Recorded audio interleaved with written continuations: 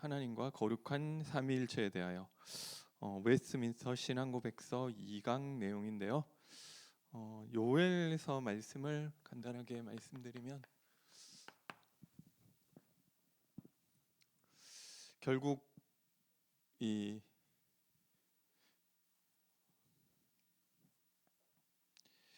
요엘에 안 될 수밖에 없는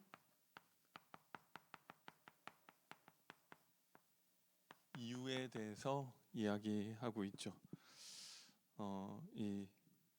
우리 이 근본 문제.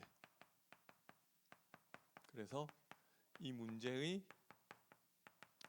해결자가 예수 그리스도. 그래서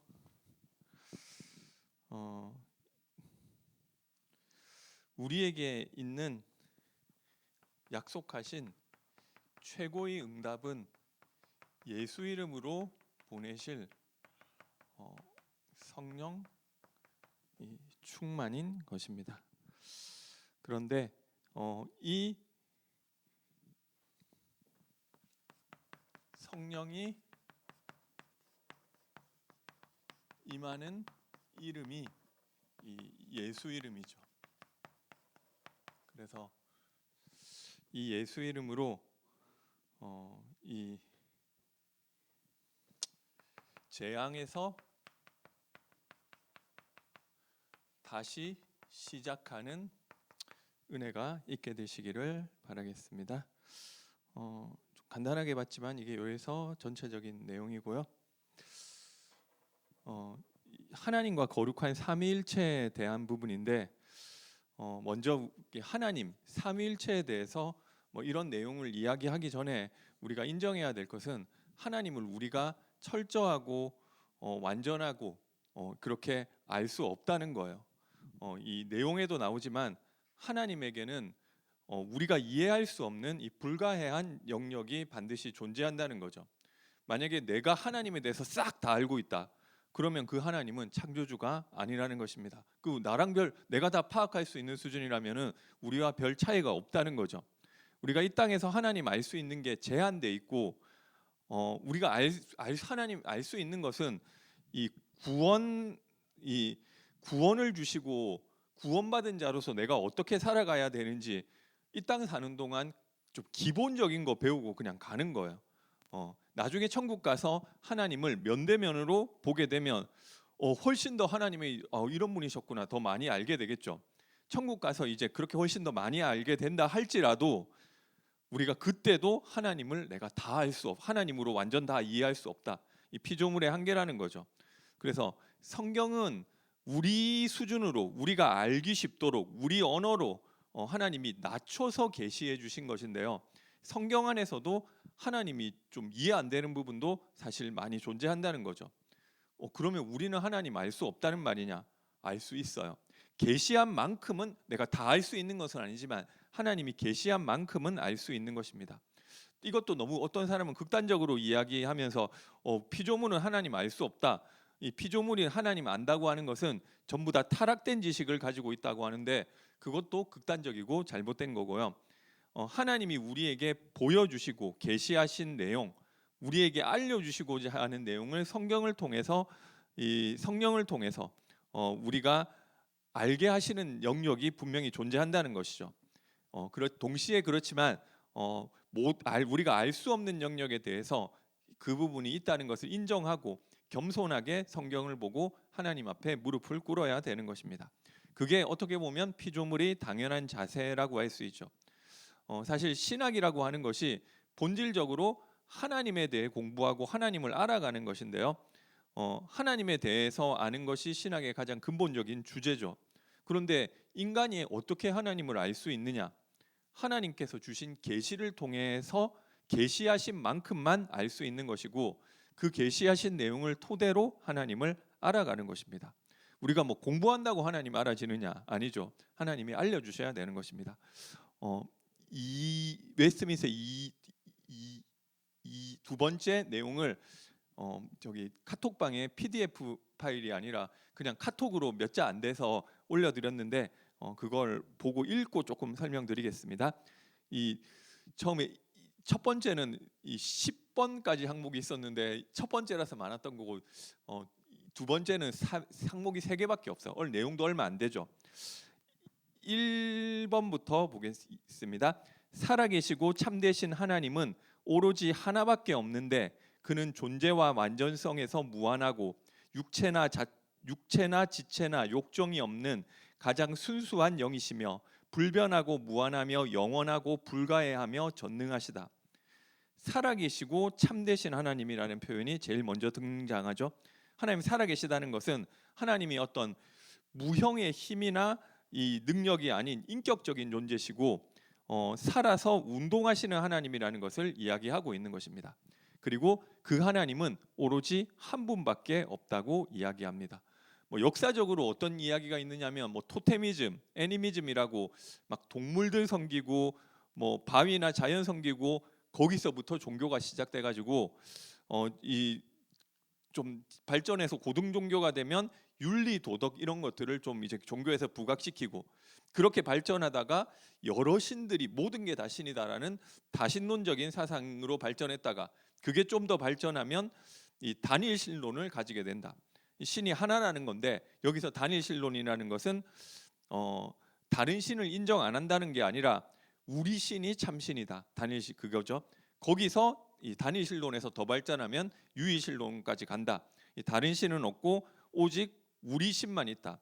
그래서 모세가 유일신론을 얘기했고 이스라엘도 유일신론을 따라가는데 종교적으로 이렇게 이제 종교가 발전하면은 이런 식으로 발전을 한다고 이야기하는데 그게 아니라 하나님이 어떻게 보면 돌 섬기고 동물 섬기고 하나님에 대해서 왜곡되어 있는 사람들에게 가짜 하나님을 섬기는 사람에게 하나님이 자신을 계시하셔서 우리 생각을 바꿔주시는 만약에 실제 인류에 그런 과정이 있었다면 바꿔주시는 과정이었겠죠. 성경에서는 분명하게 하나님이 유일하시고 오직 한 분밖에 안 계시다고 증거하고 있는 것입니다. 나 외에 다른 신을 너희에게 두지 말라고 십계명에 제일 처음 말씀하면서 나 외에 다른 신이 없다고 하는데 우리는 계속 다른 신을 만든다는 거죠. 그것도 성경에서 계시하고 있는 하나님 말고 다른 하나님을 만들어 놓고 그게 하나님인 줄 알고 섬긴다는 거죠. 성경에서 말하는 하나님 아니면 하나님 아니라는 거예요. 성경에서 계시하고 있는 하나님을 정확하게 알지 못하고 내가 만들어낸 가짜 하나님 믿는 사람들이 많다는 것을 알아야 됩니다. 예를 들면 우리랑 똑같이 구약 성경을 공유하고 있는 유대교, 모슬렘, 이단 각종 이단들을 보면 알 수 있죠. 이 사람들도 우리랑 똑같이 성경 보면서 아브라함의 하나님, 이삭의 하나님, 야곱의 하나님 그 하나님 분명히 섬긴다고 하는데 그들이 섬기고 있는 부분들은 자신이 만들어내고 거기에다가 또 인간적인 것들을 덧붙여서 만들어낸 가짜 하나님이라는 거죠. 근데 기독교는 안 그러냐? 교리 자체는 안 그러려고 하지만 우리도 그런 부분들을 사실 많이 가지고 있는 부분들이 있는 것 같습니다. 하나님의 백성이고 구원받았다 할지라도 하나님 아는 지식에 있어서 잘못되고 왜곡된 신관을 가지고 있을 수 있는 부분들이 많이 있다는 거죠. 그런 부분을 이 말씀을 통해서 하나님께서 하나하나 고쳐 가시는 것입니다. 그 하나님은 여기 보니까 존재와 완전성에 있어서 무한하다. 그러니까 하나님의 특징이죠. 무한하다는 것, 존재에 있어서 무한하다는 것은 하나님의 편재성과 연관이 있는데요. 하나님은 어디 계신 게 아니고 모든 곳에 다 동시에 존재하고 계시다는 것입니다. 하나님은 어떤 공간, 우주라든지 아니면 우주 넘어 어떤 공간에 그곳에 있는 게 아니라 거기 갇혀 있는 것으로 생각하면 안 되고요. 하나님의 존재는 편재 모든 곳에 다 계시다. 그리고 완전성에 있어서 무한하다. 그래서 인간이 사실 생각할 수 없는 영역이죠. 육체나 지혜나 욕정이 없는 가장 순수한 영, 이 영이라는 걸 강조하는데요. 그리고 우리 인간이 하나님 봤다, 하나님 음성을 들었다. 그게 사실 다 가짜라는 거예요. 인간이 하나님을 만지고 보고 내가 가지고 있는 오감을 가지고 하나님을 체험할 수 있다. 그러네. 이걸 의지하는 순간 하나님에 대한 왜곡이 일어나기 때문에 사탄과 귀신이 그때부터는 마음껏 속일 수 있는 것이죠. 하나님의 음성 들었다. 그래서 그 하나님의 음성을 들었다는 것은 그걸 하나님으로 내가 생각하면 사탄도 그 음성을 충분히 줄 수 있다는 거죠. 하나님은 체나 지체나 욕정이 없는 가장 순수한 영이고 불변하고 무한하고 영원하고 불가해하고 전능하시다. 이게 다 인간의 속성하고 반대되는 내용이죠. 불변한다. 우리 인간은 시시때때로 바뀌지만 하나님은 불변하시다. 불변하시기 때문에 신실하신다는 것이고, 그렇기 때문에 우리가 하나님을 의지할 수 있다는 것입니다. 그리고 하나님은 무한하시다. 인간은 갇혀 있지만 하나님은 무한하고 영원하다. 인간은 시작과 끝이 있지만 하나님은 시작도 없고 끝도, 시작도 영원하고 끝도 영원하고, 그래서 하나님한테는 과거, 현재, 미래 이거 자체가 없다고 하는 거예요. 그래서 하나님은 완전하고 무한하시기 때문에, 우리 생각할 때는 시간의 흐름이 있지만 하나님 보실 때는 시간의 흐름 이런 것도 없어요. 전지하고 전능하시기 때문에 모든 것을 다 알고 계시고 동시에 다 보고 계시고, 하나님의 눈을 떠난 그 어떤 것도 존재할 수 없는 것입니다.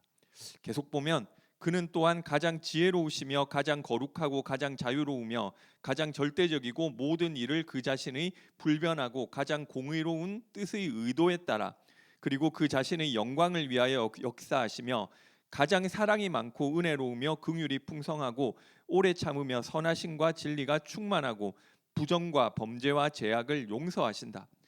여기 보니까 가장 지혜롭고 가장 거룩하고 가장 자유롭고 가장 절대적이기 때문에 이 절대성 무한성을 가지고 있는 하나님이 모든 일을 그의 불변하시는 가장 완전한 거룩한, 가장 거룩하고 지혜로운 의도에 따라서, 그 뜻에 따라서 모든 것을 다 이루어 간다고 하시는 것입니다. 따라서 우리에게 일어나는 모든 일 하나도 다 빠짐없이 하나님의 가장 선하고 가장 거룩하고 가장 완전한 그분의 의도와 뜻대로 전부 다 이루어지고 있다는 것입니다. 이 부분도 사실 하나님 백성과 하나님 백성 아닌 자들이 나눠지는 부분이고, 하나님의 백성이 이 부분이 제일 이제 붙잡아줘야, 세워져야 될 부분이죠. 보통 이 사실 인정 못 한다니까요. 하나님은 가장 완전하면서 가장 선하고 가장 거룩하고 가장 의로운 뜻대로, 그 뜻대로 모든 것을 완전하게 컨트롤하시고 주권적으로 행하신다. 근데 우리는 그거 인정 못 한다니까요. 왜? 내가 생각할 때는 이러면 안 되는 거예요. 저렇게 돼야 되는데. 그것 자체가 교만이고 우리가 하나님 자리에 서 있다는 것입니다. 그리고 그 일들을 하나님이 자유를 가지고 행한다고 했는데, 그 어떤 것에도 의존하지 않고 하나님 당신이 뜻하시는 그대로 된다는 것입니다. 우리가 어떤 상황을 만들어내서 하나님이 그 완전하고 무한한 뜻이 이루어져야 하는 그 뜻이 바뀌는 법이 없다는 거죠. 보통 사람들은 기도에 대해서도 내가 기도를 해서 하나님이 내 기도에 응답하신다고 생각을 하는데, 그런 법도 사실은 없다는 거예요. 기도는 내가 원하는 것을 하나님께 이야기해서 하나님한테서 받아내는 것이 기도가 아니라는 거예요. 내가 정성스럽게 기도를 했더니 하나님이 감동을 받아가지고 새로운 일을 한다. 그렇다고 하면 그 상황에서 하나님이 지금 바뀌었잖아요. 하나님이 변화된다는 거잖아요. 우리가 가지고 있는 신관이 그런 건데, 내가 뭔가를 열심히 하면 하나님이 감동스럽게 봐가지고 안 줘야 될 것을 주는 것처럼 생각한다니까요. 그 하나님이 원래부터 줘야 될 거 안 줘야 될 거 완전하게 하나님의 뜻과 시간표 계획대로 하시는 것이지, 우리가 기도했다고 하나님의 뜻이 변해서 이렇게 열심히 기도했는데 내가 이거 안 주려고 했는데 줘야 되겠고, 주려고 했는데 좀 일찍 줘야 되겠다, 이런 법도 없다는 거예요. 하나님 안 줘야 되는 것을 주는 법도 없다는 거죠. 인간은 사실 그렇지 않아요. 우리 자녀가 막 떼쓰면은 안 해줘야 될 것 막 해주기도 한다니까요. 그리고 이거 나중에 해야 되는데, 나중에 해줘야 되는데, 뭐 형편도 그렇고 아니면 이 애를 위해서도 막 핸드폰 막 빨리 사달라고 하면 얘한테 진짜 나중에 사주는 게 더 좋은데도 사준다니까요. 마음 약해가지고. 그게 무슨 말이냐면 우리는 주위 상황과 환경에 반응해서 움직인다는 거예요. 그런데 그 주위 상황에 반응해서 움직이는 거는 왜 그러냐면 우리가 다 불완전하기 때문이에요. 지식적으로도 그렇고 감정적으로도 그렇고 다 불완전하니까 상황에 흔들리는 거죠. 근데 하나님은 그렇지 않다는 것입니다. 아니 그러면은 왜 기도를 하라고 그러냐? 어차피 하나님이 줄 거 안 줄 거 다 줄 거는 다 주고 안 줄 거는 다 안 줄 건데 왜 하나님께 기도하라고 하냐? 그래서 기도는 내가 하나님 바꾸는 게 아니고 내 자신을 하나님의 뜻대로 바꾸는 게 기도라는 것입니다. 예수님도 기도를 통해서 무엇을 하셨냐면 이 육신을 가지신 인간 예수가 하나님 앞에서 기도하면서 내 뜻대로 되지 않고 하나님 뜻대로 되기를 원합니다라고 하면서 자신을 하나님께 맞췄죠.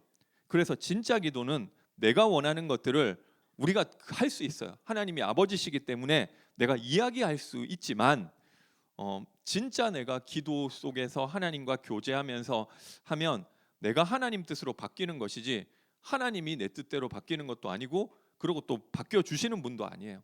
그러면 기도 안 해야지 뭐 이렇게 생각하는 사람은 여전히 하나님에 대해서 어떻게 생각하고 있느냐면 내가 원하는 거 필요한 거 있으면 기도하고 그거 아니면은 하나님도 인정 안 하고 뭐 어떻게 보면 그 말이죠. 이 잘못된 신관에서 나오는 뭐 이런 생각인 것입니다. 그래서 하나님은 여기 보니까 불변한다. 우리가 뭐 했다고 해서 하나님 바뀌는 법이 없어요. 보좌를 흔드는 기도, 하나님의 뜻을 돌이키게 만드는 강권적인 기도 그런 거 없다는 말이에요. 그렇게 하려고 기도하는 것 자체가 하나님을 앞에 무릎 꿇는 게 아니라 하나님 밟아 서려고 하는 거잖아요. 하나님 이렇게 해야 되는 거 아닙니까? 이걸 가지고 하나님 굴복시키려고 하는 거잖아요. 그런데 우리가 사실 얼마나 많이 그렇게 하느냐고요. 그래서 신관 여기 하나님에 대해서 신론에 대해서 이야기하는 것 같지만 여기에서 뭐 기도라든지 신앙생활 뭐 이런 것도 다 나오는 거예요. 기도에 대한 것도 사실은 생각을 바꿔야 되는 것이죠. 기도는 하나님과 인격적으로 교제하는 것이고 그 교제를 통해서 내가 하나님의 뜻에 굴복하는 것 그게 기도지. 내가 원하는 거 하나님한테 내놓으라고 들이미는 게 아니라는 것입니다. 그래서 하나님은 사실 기도 응답을 안 하신 적이 한 번도 없다는 거죠. 내가 원하는 것들이 하나님의 불변하신 뜻과 계획 속에 들어 있는 것이라면 하나님 응답하시는데 우리는 그것만 응답이라고 생각한다는 거죠. 만약 내가 원하는 대로 안 되면 왜 응답 안 하시지 생각하는데 근데 그렇게 안 하는 것도 기도 응답이에요. 왜? 그렇게 안 하는 것도 불변하시는 하나님, 최고의 지혜와 최고의 능력 가지고 완벽하게 시나리오를 짠 그 가운데서 하나님이 허락하시는 것인데 노라고 허락하시는 거기 때문에 그것도 응답이라는 거예요. 그 예스도 응답이지만 노도 응답이다. 그래서 이 기도를 올바르게 알면 응답 안 되는 기도가 그렇게 치면 단 한 가지도 없다는 것이죠. 전부 다 응답된다는 거예요. 그런데 하나님은 어떻게 일하시느냐? 그 자신의 영광을 위하여 역사하신다. 피조물을 위하여 역사하는 게 아니죠. 자신의 영광을 위해 역사하신다. 우리가 하나님의 영광을 위해서 존재하는 것이고 하나님도 하나님의 영광을 위해서 일하시는 것이다. 그래서 하나님의 백성을 구원하시는 것도 우리가 귀중한 존재라서 구원하시는 것도 있지만 사실 하나님의 영광을 위해서 하나님께서 하시는 것이죠. 가장 사랑이 많고 은혜로우시며 긍휼이 풍성하고 오래 참고 선하심과 진리가 충만하시고 부정과 범죄와 죄악을 용서하는 분이시다. 계속 읽겠습니다. 그는 자기를 열심히 찾는 자에게 상 주시는 분이시지만 동시에 심판에서는 가장 공의롭고 무서운 분이시니 모든 죄를 미워하셔서 죄 있는 자를 결코 죄 없다 하지 않는다. 자기를 열심히 찾는 자에게 상 주시는 분이시다. 그러면은 열심히 하나님 찾으면 상 준다. 그 소리가 아니고요. 성경에 또 다른 성경에 뭐라고 나와 있느냐면 하나님을 찾는 자가 없나니 하나도 없다. 로마서에 그러고 있죠. 히브리서에는 자기를 찾는 이에게 상 주신다고 얘기하는데 또 로마서에는 하나님을 알려고 하는 자도 없고 찾으려고 하는 자가 없나니 하나도 없다. 이렇게 이야기하는 거죠. 아니 그 하나님 찾는 자가 하나도 없는데 근데 어떤 사람은 하나님 찾던데요? 그럼 그 사람 왜 하나님 찾냐? 하나님이 성령으로 은혜 주셔서 하나님 찾고 싶은 마음 주셨기 때문에 하나님 찾는다는 거죠. 하나님 찾는 것도 사실 내 열심으로 찾는 게 아니죠. 그것조차도 하나님이 다 허락하시는 거. 하나님께서 은혜로 사랑으로 우리의 죄를 용서하시기 위해서 하나님을 찾을 수 있도록 하시는데 우리 현실적으로 제일 많은 것은 이 고난이 많죠. 그것을 통해서 전능자를 찾게 되고 우리가 질병을 통해 육신의 아픔을 통해 내가 해결할 수 없는 큰 장벽을 만났을 때 이럴 때 하나님을 찾는데 그 하나님을 찾을 수 있도록 완벽히 하나님 찾을 수밖에 없는 그 타이밍에 그 과정으로 인도하는 것도 다 하나님이시다. 그래서 열심히 찾는 자에게 상 주시는 분 이것도 좀 오해하면 안 되죠. 종교적으로 열심부리라 이 말이 아니에요. 그리고 여기 보니까 동시에 가장 공의롭고 무서운 분이시다. 왜냐? 죄에 대한 하나님 무서우려고 무서운 게 아니라 죄에 대한 하나님의 성품 때문에 그런 거예요. 하나님이 죄 있는 자를 죄 없다 할 수 없고 하나님께서는 반드시 죄를 보응하시는 분이시다. 그래서 예수 그리스도의 십자가 없으면 우리 구원받을 자가 아무도 하나도 없는 거예요. 그리고 신자라 할지라도 반드시 그가 행한 대로 갚는 분이라는 것을 성경에서 강조하고 있죠. 그 말은 구원을 받았는데 하나님이 예수 그리스도의 공로 그거는 싹 빼놓고 또 친다 그 소리가 아니라 신자도 하나님 앞에 자기 자신이 그리스도로 말미암아 의롭다 칭해준 사람이라는 것을 알아야 된다는 것입니다. 하나님은 절대로 죄를 없다고 하지 않으신다. 그렇기 때문에 막 구원파에서 하는 것처럼 막 죄짓고도 내가 예수 그리스도 안에 들어왔기 때문에 다 끝났어. 뭐 맞는데 이거 하나님이 누군지를 모르는 발상이죠. 오히려 진짜 은혜 받은 사람이라면 빚진 자로 살아간다고 이야기하는 것입니다. 왜 나를 보고 거룩하다고 칭해 주시지? 왜 나보고 의롭다고 칭해 주시지? 예수 그리스도의 그 십자가의 은혜에 내가 완전 빚진 자구나. 이런 심정으로 살아가는 자가 예수 그리스도 안에서 다 끝났기 때문에 나는 뭐 이거 죄 지어도 괜찮아. 막 지어 막 짓고 어떻게 그럴 수가 있느냐는 거죠. 그거는 아니죠. 하나님 몰라서 그런 거일 거고요. 하나님이 누군지를 아는 것과 모르는 것 사이에 이렇게 막 우리 여러 가지 행위, 종교생활, 신앙생활 하는 것들이 다 묻어져 나오는 것입니다. 그래서 우리가 하나님에 대해서 알면 알수록 하나님의 뜻대로 살 수밖에 없는 것이죠. 그래서 하나님이 원하시는 뜻이 무엇인지를 분별할 수 있는 장성한 자가 되라고 성경에서 이야기하는 것입니다. 그러려면 하나님을 알아야 되겠죠. 그러니까 하나님의 뜻이 뭐냐고 할 때도 우리는 A로 가는 게 하나님 뜻이냐 B로 가는 게 하나님 뜻이냐 뭐 이런 식으로 아는 게 아니라는 거죠. 하나님의 뜻이 뭔지 분별할 때 가장 먼저 인정해야 될 것은 하나님은 모든 것을 완전한 거룩과 의와 지혜와 지식과 능력을 가지고 그 영광을 위해 한치의 오차도 없이 완벽하게 모든 것을 그의 뜻대로 영광을 위해 진행하고 계시다는 것을 인정하는 것이 하나님의 뜻을 이제 분별하는 가장 베이스 밑바닥이 되어야 되는 것입니다. 두 번째 항목입니다. 2번입니다. 하나님은 본래부터 그리고 스스로 모든 생명과 영광과 선하심과 복되심을 가지고 계시며, 여기서 중요한 단어가 스스로 본래부터 모든 영광, 선, 복되심을 가지고 있다. 이 자존성이죠. 하나님은 외부로부터 뭔가를 받을 필요 없이 스스로 완전하게 무한하게 다 가지고 계시다는 것. 홀로 처음부터 그리고 자신에게 완전히 충족하여 그가 만든 어떤 피조물의 도움도 필요로 하지 않으며 어떤 영광도 그들로부터 유래하지 않고 오로지 그 자신의 영광을 그들 안에서 그들에 의해서 그들을 향하여 그리고 그들 위에 드러내고 계실 뿐이다. 이게 피조물과 하나님의 큰 차이점이죠. 하나님과 피조물의 큰 차이점은 자존성, 스스로 존재하는 이 자존의 부분이라는 거죠. 피조물은 다 하나님으로부터 오는 생명을 공급받고 하나님으로부터 나오는 힘과 능력에 의존해서 존재하는데요. 그러니까 절대 의존적인 존재예요. 그런데 하나님은 자존하신다. 하나님은 자존하시는데 어느 정도 자존하시느냐? 사실 피조물이 전혀 필요 없다는 거죠. 그래서 우리가 또 오해하는 것이 하나님이 이 백성은 내 영광을 위해서 창조했다고 하니까 이 백성들을 창조해야지만 하나님이 영광 받으시는 분이 아니라는 거죠. 스스로 이미 완전한 영광 안에 계시는 분인데 그 하나님의 영광을 드러내는 것이지 이것을 만들어서 어떻게 했기 때문에 하나님 영광 받으시는 것이 아니다. 그래서 하나님이 천사들에게 찬송받기 위해서 찬양하는 천사 만들었는데 그 찬양하는 천사가 타락했기 때문에 그 자리를 메꾸기 위해서 인간을 창조해서 인간으로부터 찬양받고 영광 받으려고 한다. 그것도 아니라는 말이죠. 천사 안 만들어도 사람이 하는 찬양 안 받아도 하나님의 영광은 완전하다. 만약에 그것 때문에 그 빈자리를 메꾸기 위해서 이 하나님이 뭔가를 해야 된다고 하면 그 말은 하나님의 영광이 지금은 완전하지 않다는 거잖아요.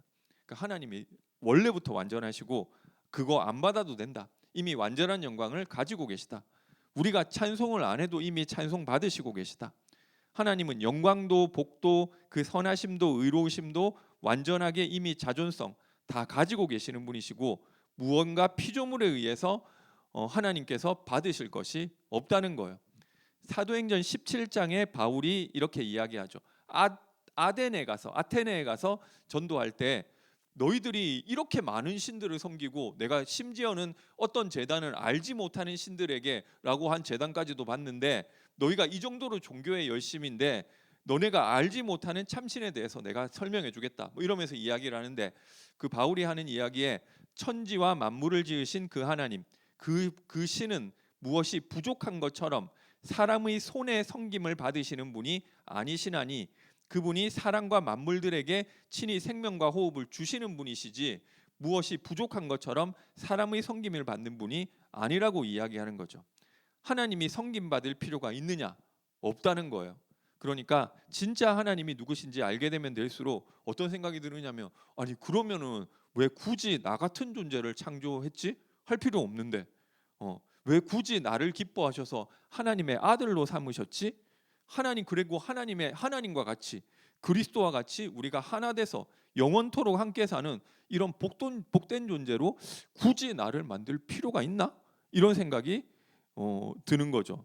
여기에서 깊은 감사와 경배가 나오게 되는 것이죠. 하나님 우리의 힘이 사실 필요가 없어요. 하나님이 나를 통해서 우리를 통해서 일하신다? 우리를 통해서 너무 강조하면 또 안 된다는 거죠. 하나님께서 나를 통해서 하나님께서의 강조점이 있어야죠.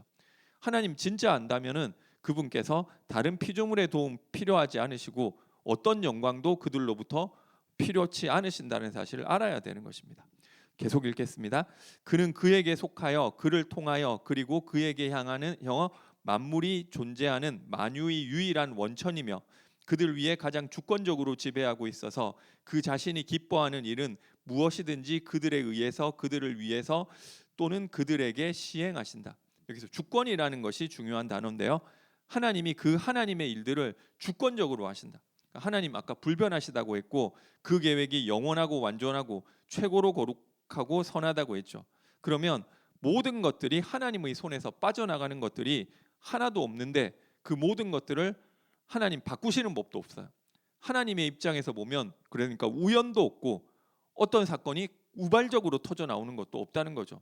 다 하나님의 완전한 계획 속에 들어가 있고 하나님의 뜻을 완벽하게 이루는 퍼즐이라는 것입니다. 한치의 오차도 없이 다 그 속에서 전부 일어나는 것입니다. 하나님이 주권적으로 지배하고 있고 기뻐하시는 일은 무엇이든지 사람을 통해서 하신다.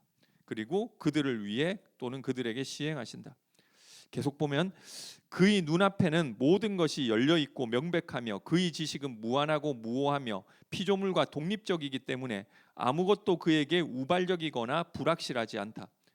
우리 인간에게는 우연이라는 말이 많이 있죠. 우연히 일어났다, 돌발적으로 일어났다. 뭐 인간은 그런 게 많은데요. 우연과 돌발이라고 하는 것을 하나님이 허락해 놓으신 거예요. 그렇지만 사람에게 우연히 일어나고 돌발적으로 일어나는 그 일도 하나님께는 우연도 없고 돌발도 없고 전부 다 필연인 거라는 거죠. 인간에게는 분명히 우연한 일인데 근데 하나님은 그것도 허락해 놓으셨다. 이것은 예기치 않게 일어나는 일이나 일어나는 일이야. 그런데 거기도 하나님의 뜻이 다 있는 것입니다. 그러면 완전하신 하나님인데 왜 신자들에게 그런 안 좋은 일이 생기느냐 이런 생각할 수 있죠. 옛날에 한번 뉴스에 그런 뉴스 나왔는데 수련회 갔다가 돌아오는 그 버스가 막 은혜 받았는데 강원도 대관령인가 거기서 이제 낭떠러지에서 추락해가지고 뭐 40몇 명이 죽은 거예요. 그 사람들이 되게 많이 시험 들었다고 하더라고요. 아니 하나님이 살아계시면 어떻게 이런 일이 있을 수 있냐?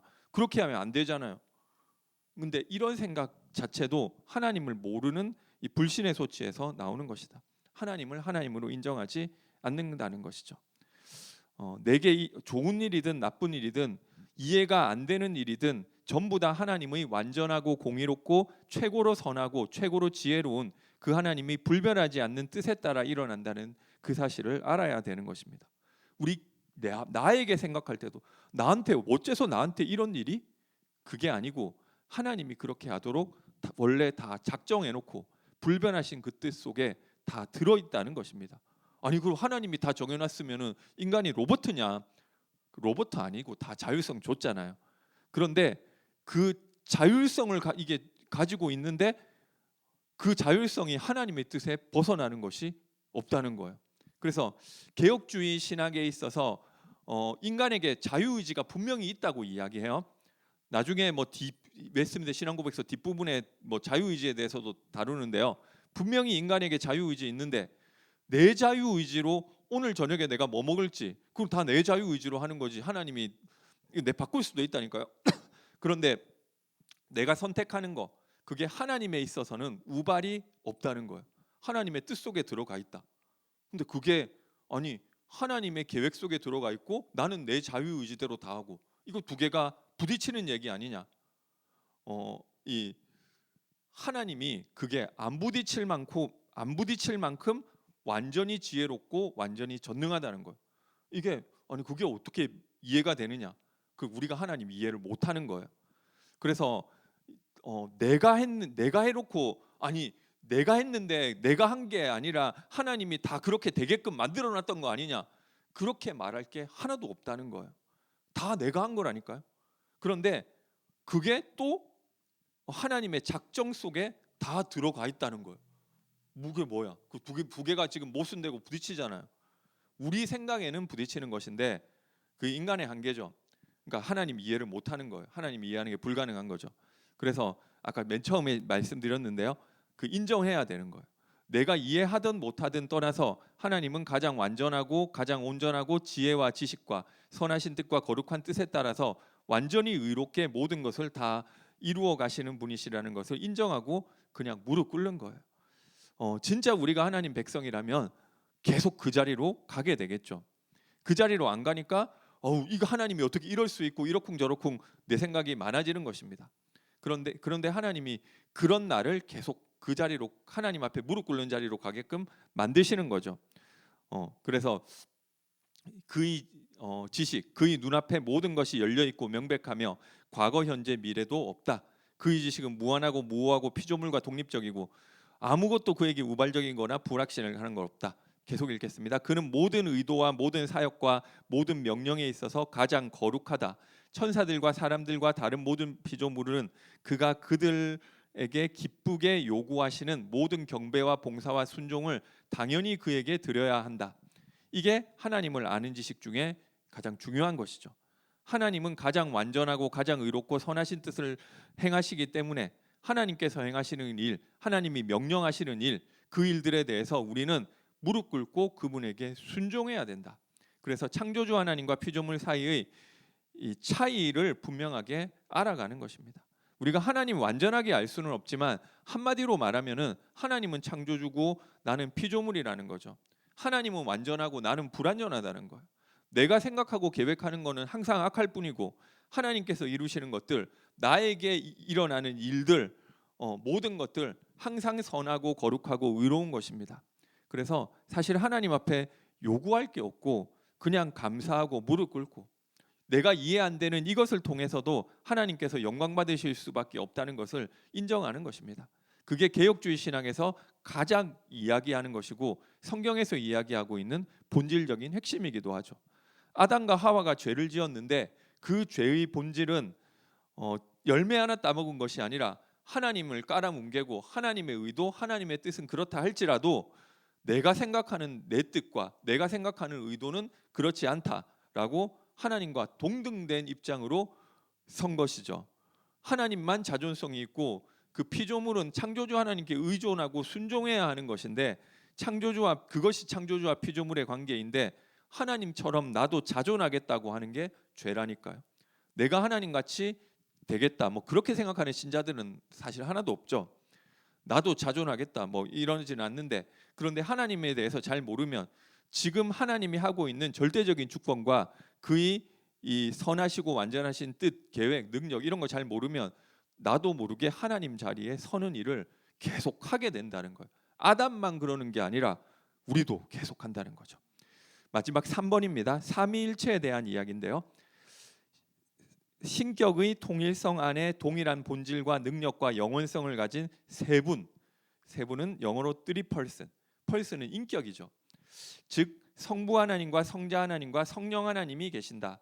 아버지는 아무로부터도 나거나 나오지 않았으나 아들은 아버지로부터 영원전에 나오셨고 성령은 아버지와 아들로부터 영원전에 나오셨다. 이게 삼위 하나님에게서 바뀌지 않는데요. 아버지가 아들로부터 나오는 법이 없고요. 아버지가 성령으로부터 나오는 법도 없다. 반드시 아버지로부터 아들이 나오고 성령은 아버지와 아들로부터 나온다. 이 위계가 삼위 하나님에게서는 절대로 안 변한다는 거예요. 삼위일체에서 일체라고 하는 것은 세 분 하나님, 성부, 성자, 성령 하나님이 그 영광과 영원성과 존재성에 있어서 완전히 동일하다는 게 일체라는 거예요.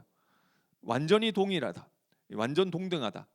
하지만 구원의 계획을 이루는 데 있어서 성부와 성자와 성령 하나님이 위계가 있다는 거예요. 1위와 2위와 3위의 하나님으로 이 분명히 위계가 있는 것이죠. 그래서 아버지로부터 성자가 나오고 아버지와 성자로부터 성령이 나오고 반드시 이 위계를 따라 움직인다는 거예요. 아버지에게 아들이 반드시 복종하고 순종하는 것으로 나오고 그리고 성령도 자기 뜻대로 하는 것이 아니라 하나님 아버지 보내심을 받아서 승천하신 이후에 성자 하나님 예수님의 뜻을 따라서 순종해서 일하시는 것이지 성령도 자의적으로 일하시는 것이 하나도 없다고 하는 것입니다. 삼위일체에 대해서도 우리가 사실은 이해할 수가 없어요. 왜? 이 세상에 그런 게 존재하지를 않기 때문에. 그걸 어떻게 독립적인 인격을 가지고 있으면서 완전히 동일한 그런 존재가 존재하느냐? 이것도 불가해한 영역이기 때문에 알 수 없다는 거예요. 성경에서 그냥 그렇게 이야기하니까 그 사실을 그냥 인정하고 믿는 거예요. 그래서 성부 하나님도 하나님이고 성자 하나님도 하나님으로 성령 하나님도 하나님으로 그것도 각각 계시는데 하나 있는 삼신도 아니고 동일한 한 하나님으로 섬기는 거예요. 완전 동일한 하나님으로. 이것 자체가 성경에서 이야기하고 있으니까 이해 안 돼도 그냥 인정하고 무릎 꿇는 것이죠. 그냥 그것 순종하는 것이지 이해해서 믿으려고 하면 완전한 이해가 불가능한 것이다. 성부 하나님, 성자 하나님, 성령 하나님이 완벽하게 동일한 하나님이 한 하나님이라고 그냥 알면 되는 것이고요. 그리고 이분은 구원의 계획에 있어서 이 성부, 성자, 성령으로 삼위 하나님이 위계를 가지고 일하시는 분이지 원래는 완전히 동일한 하나님, 한 하나님이시다. 그 삼신론으로 믿어서도 안 되고요. 그러니까 예를 들면 뭐 이런 얘기도 있어요. 한 하나님이니까 세 하나님이 있는데 한 분 빠지고 두 하나님만 있어도 완전하냐? 이게 질문 자체가 성립이 안 돼요. 그런 법이 없어요. 세 분이 동일하게 하나기 때문에 빠진다 이런 개념 자체가 없다.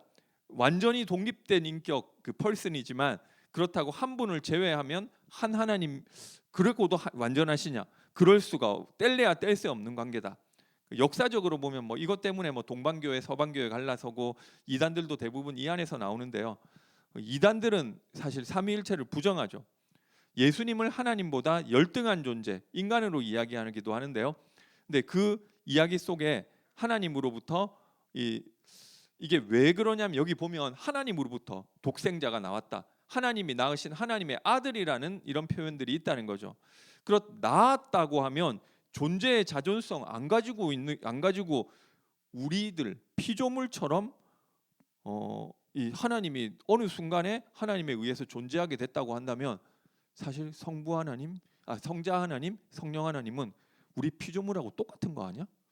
이런 생각을 할 수 있는 여지가 왜냐하면 성부 하나님으로부터 성자 하나님이 나왔고 성부와 성자로부터 성령 하나님이 나왔다고 했기 때문에 그렇게 생각을 할 여지가 있는 것이죠.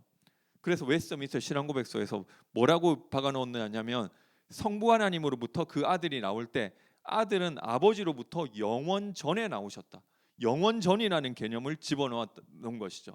영원이라는 개념은 과거, 현재, 미래가 없죠. 영원 전부터 나왔다는 이야기는 영원 전이 있냐 없냐? 영원 전이라는 건 사실 없잖아요. 그래서 일부러 이 어구를 집어넣은 거예요.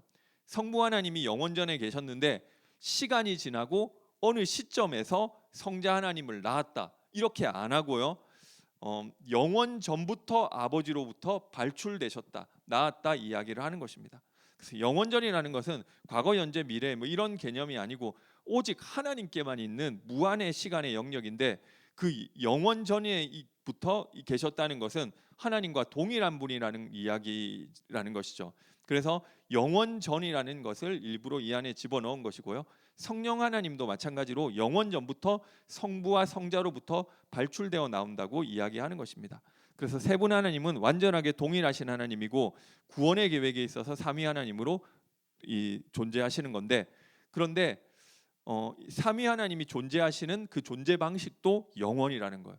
그러니까 구원을 위해서 성부, 성자, 성령 이 하나님이 나온 것이라고 한다면, 자, 구원 사역 이제 다 끝났으니까 다시 원래대로 돌아가자, 하나로 되자, 그런 법도 없다는 거예요. 그것도 영원하다. 인간적인 입장에서 생각해 보면 뭔가 좀 이게 위계라는 게 있으니까 성자 하나님, 성령 하나님이 손해 봤다, 뭐 이거 삼위로 되면서 그런 생각 들 수 있는데, 그런데 하나님의 개념에서는 그런 것도 없다는 거예요.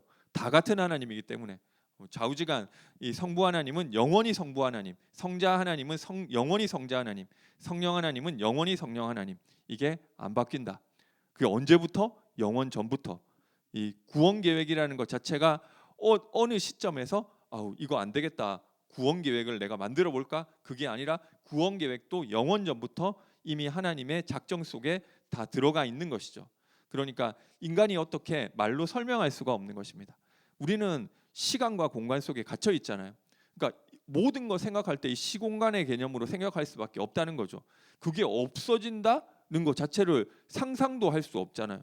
그래서 이 모든 것들이 다 깨지고 마지막 날 주님을 뵙는 날에는 완전 충격받는 거예요. 성경에 보면 하나님을 만난 사람이 조금 있죠. 뭐 이사야 같은 사람들 하나님 만났잖아요. 그 하나님 만나면 이들이 다 어떻게 해야 하느냐면, 하나님 만나는 것 자체가 가장 분명한 하나님에 대한 지식을 갖게 되는 순간인데, 그 하나님의 영광 앞에 진짜로 드러나서 서게 되면 전부 다 어떻게 되느냐, 벌벌벌벌 떤다니까요. 나는 절대로 그 하나님 앞에 서 있을 존재라는 것가 아니라는 것을 누가 말 안 해도 알게 돼요. 화로다 나는 망하게 되었구나, 다 그렇게 생각한다니까요.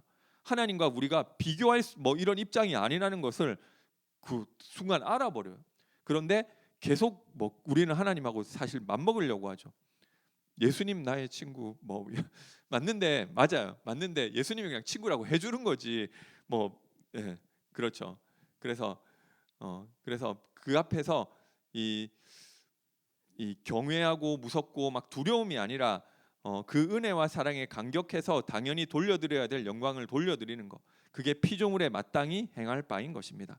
사실 이 나중에 뒤에 보게 될 죄와 인간, 하나님이 작정하신 이런 일들이 뒤에 더 나오는데, 그 모든 것들을 다 볼 때 오늘 같이 우리가 본 이 불가해하고 그렇지만 완전하고 절대적이고 우리가 생각할 수 없는 이 절대적인 영원과 완전성, 무한성을 가진 그 하나님의 입장으로 봐야지만 이해가 될 수 있는 것입니다.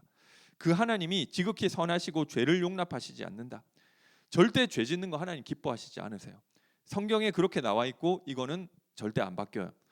그런데 하나님이 왜 죄 지을 수 있도록 허용해 놓으셨냐? 하나님은 악과 전혀 같이 할 수 없는데, 그런데 악을 허용해 놓으셨다는 거죠. 그러면 하나님이 허용해 놨고 죄 지을 수 있도록 허용해 놨기 때문에 하나님이 죄 짓고 악을 행하는 거 기뻐하시느냐? 아니라는 거예요. 하나님 싫어하시는 거예요. 그런데 이 죄를 짓고 악을 허용해 놓으신 것은 완전하고 무한한 하나님의 계획과 하나님의 영광을 위한 그 뜻과 작정 가운데, 그런데 그것이 포함되어 있는 것은 맞다. 그러니까 하나님의 온전하신 절대적인 계획과 뜻을 이루기 위해서 하나님이 허용해 놓으신 것인데, 그런 입장에서 봤을 때 악을 허용해 놓는 게 하나님의 뜻에서는 선할 수도 있는 거예요. 그래서 어떤 데서는 악조차도 선하다고 이야기하는 게 이런 근거에서 이야기하는데, 그게 그러니까 하나님이 내가 죄를 지을 수 있도록 허용해 놓으셨다니까요. 왜 그렇게 했냐? 하나님의 작정과 뜻을 이루기 위해서. 죄를 짓는 거는 그런데 나쁜 것이죠. 그런데 그것도 전체적인 하나님의 뜻과 계획을 이루어 간다는 입장에서 봤을 때는 선한 것일 수도 있다.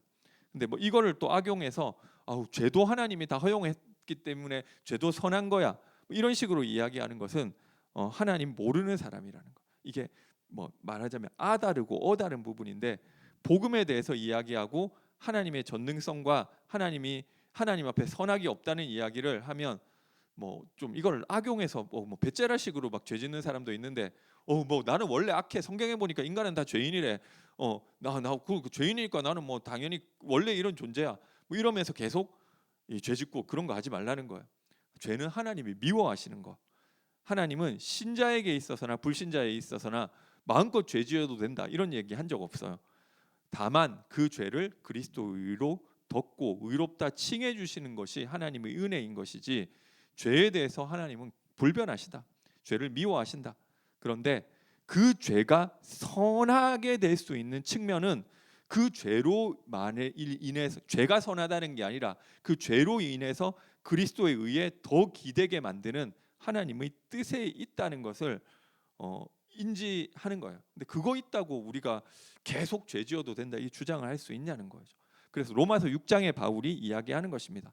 결코 그럴 수 없느니라. 그 죄 가운데 구원받은 사람이 계속 죄 가운데 뒹굴면서 죄가 뭐 하나님 탓을 할 수 없다는 거죠. 그 사람은 여전히 예수 그리스도를 내가 마음껏 죄 지어도 되게 내 편의를 위해서 이용하고 있는 거죠. 그래서 죄를 지으면 우리가 뭐 누구나, 저도 마찬가지, 누가 죄를 지을 수밖에 없는데 하나님 앞에 미안하고 좀 형제들 앞에 미안한 이런 건 있어야죠. 미안하고 부끄러워야죠. 그러면서 우리가 낙심하는 게 아니라 그러면 하나님이 왜 이런 죄인을 은혜로 살려주시고 하나님의 아들을 노칭해 주시고 그게 너무 감사해야 되고 그 감사로 눈물을 흘려야 되는 거죠. 그래서 그리고 죄는 혐오하고 싸워야 되는 대상이다. 그거를 뭐 원래 인간은 그런 거야, 어쩔 수 없어, 하나님이 다 그렇게 만들어 놨어라고 이야기하는 것은 하나님이 인정하는 것이 아닙니다. 내가 하고 싶은 대로 막 다 하면서 하나님 핑계 대고 있는 거죠. 그런 모습이 진짜 구원받은 자에게는 나타나면 안 되는 거죠. 오늘 삼위 하나님에 대해서 살펴봤는데요. 사실 이걸 이야기하고 있는 게 성경이라는 거죠. 이 나머지 성경이 이 이야기를 하고 있는 거예요. 나머지 성경에 나오는 것들은 다 이 하나님의 성품에 근거해서 보는 거예요. 죄라는 것도 하나님이 어떤 분이신지에 근거해서 보는 것이고, 하나님께서 이루시는 뜻과 하나님이 뭐 원하시는 거, 하나님이 영광 이런 것도 이 하나님이 성경에서 말하는 하나님의 성품에 근거해서 살펴보는 것입니다. 그래서 우리가 영적으로 성장할수록 하나님을 알아가는 것이죠. 뭘 내가 하나님 앞에 잘하는 것이 아니고 하나님을 내가 진짜 알면 아는 만큼 행위가 나오는 것입니다. 그 하나님의 아들로 하나님의 은혜와 사랑을 정말로 알게 되고 하나님께 감사하고 감격하고 그 앞에 피조물로서 당연히 무릎 꿇고 경배하게 되는 것입니다. 그 하나님을 분명히 알고 하나님을 나의 창조주로, 나는 피조물로 하나님의 백성으로 성장하고 승리하게 되시기를 바라겠습니다. 예, 기도하겠습니다. 사랑의 하나님, 은혜와 사랑을 감사드립니다. 우리가 하나님을 올바로 알게 하시고 그 하나님을 아는 데서 나의 신앙생활과 모든 부분이 나와지게 하시고 하나님을 하나님의 자리로 인정할 수 있게 하시고 그 하나님의 영이신 성령으로 우리를 충만케 하여 주옵소서. 예수님의 이름으로 기도드립니다. 아멘.